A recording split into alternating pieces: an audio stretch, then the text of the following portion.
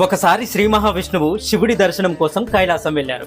శివ దర్శనం అయిన తర్వాత శ్రీ మహావిష్ణువు తన శంఖ చక్ర గదాయుధాలన్నీ ఒక పక్కన పెట్టి పరమేశ్వరుడితో కూర్చొని సంభాషిస్తూ ఉన్నారు.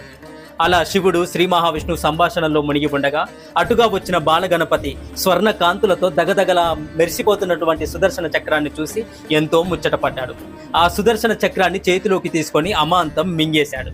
ఈ విషయాన్ని శివుడు గాని శ్రీ మహావిష్ణువు గాని గమనించనే లేదు. కొంచెం సేపటి తర్వాత శ్రీ మహావిష్ణువు తన ఆయుధాలు ఉంచిన చోట చూస్తే సుదర్శన చక్రం కనిపించడం లేదు. అప్పుడు శ్రీ మహావిష్ణువు సుదర్శన చక్రం కోసం కైలాసం మొత్తం వెతకసాగారు. అప్పుడు బాలగణేశుడు, స్వామి నారాయణ, దేనికోసం వెతుకుతున్నారు ప్రభు అని అడిగాడు. ఓ గణేశ, సుదర్శన చక్రం కనబడడం లేదని శ్రీ మహావిష్ణువు చెబుతాడు. అప్పుడు గణేశుడు సుదర్శన చక్రాన్ని తానే మింగేశానని చెబుతాడు. తన సుదర్శన చక్రాన్ని తిరిగి ఇచ్చేయమని బాలగణేశుడిని శ్రీ మహావిష్ణువు ఎంతగానో బ్రతిమలాడుకుంటాడు, బుజ్జగించి అడుగుతాడు.